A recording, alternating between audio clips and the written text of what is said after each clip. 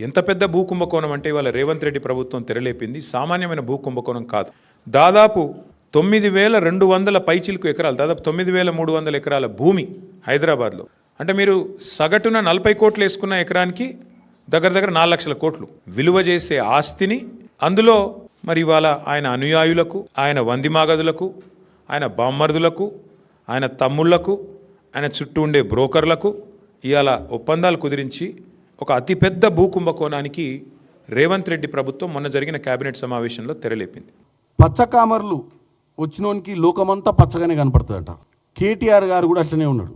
ఎందుకంటే వాళ్ళ హయాంలో ఏదన్నా నిర్ణయం, అది ఇండస్ట్రియల్ పాలసీస్ కానీ ఏ నిర్ణయం తీసుకున్నా కానీ ఒక నియంత పాలన, ఒక ఫామ్ హౌస్ పాలన నడిపిరు తప్ప వాళ్ళు ఏ రోజు కూడా ప్రజాపాలన నడపలేదు.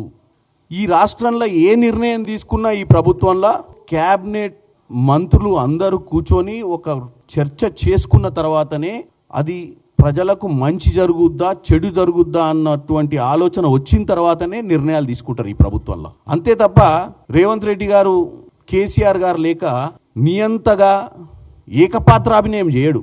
కేటీఆర్ గారికి పొద్దున్న లేస్తే ఒకే ఒక ఆలోచన, రేవంత్ రెడ్డి గారి కుటుంబ సభ్యుల్ని ఎట్లా రోడ్డు మీదకి లాగాలి, ఆ కుటుంబంని బ్లేమ్ చేయాలన్న ఆలోచనే క్లియర్గా కనపడుతుంది రోజు. నేను ఒకటే చెప్పదలుచుకున్నా, మీ నాయన కేసీఆర్ గారు ఉద్యమం చేసే సమయంలో ఏదైతే చెప్పిండో, నా కుటుంబంలో నేను ఉద్యమం చేసి తెలంగాణ తీసుకురావడానికే కంకణం కట్టుకున్నా, నాకు ముఖ్యమంత్రి పదవి మీద కూడా ఇంట్రెస్ట్ లేదు, నా కొడుకు కేటీఆర్ అమెరికాలో ఉద్యోగం చేసుకుంటుండు, నా బిడ్డ అమెరికాలో ఉద్యోగం చేసుకుంటుంది, వాళ్ళకి రాజకీయాల మీద ఇంట్రెస్ట్ లేదు, నాకు ముఖ్యమంత్రి మీద ఇంట్రెస్ట్ లేదు, నేను కేవలం తెలంగాణకు కాపలాదారుని మాత్రమే అని చెప్పినటువంటి కేసీఆర్ కుటుంబంలో ఏం జరిగిందో ఒకసారి తెలంగాణ ప్రజలు చూడాలి.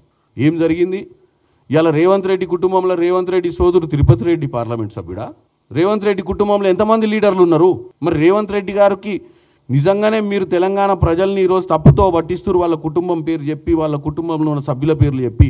మీ కుటుంబంలో ఉన్న సభ్యుల గురించి ఒకసారి వెనుకకు తిరిగి చూస్తే తెలంగాణ ప్రజలకు అర్థమైంది మీరేం చేసిరు. నీ కుటుంబంలో అల్లుడిని మంత్రి చేసినావు, నీ కుటుంబంలో కొడుకుని తీసుకొచ్చి మంత్రిని చేసినావు, నీ కుటుంబంలో ఆఖరికి బిడ్డ ఏదో జాగృతి అని నడుపుకుంటున్న బిడ్డను కూడా నువ్వు లోక్సభకు పంపించినావు, తర్వాత ఎమ్మెల్సీ చేసినావు. ఎవరు ఇది రాష్ట్రాన్ని దోసుకోవాలని ఒక పక్కా ప్రణాళికతోటి ముందుకు పోయిర్రో తెలంగాణ ప్రజలు గమనించాలి.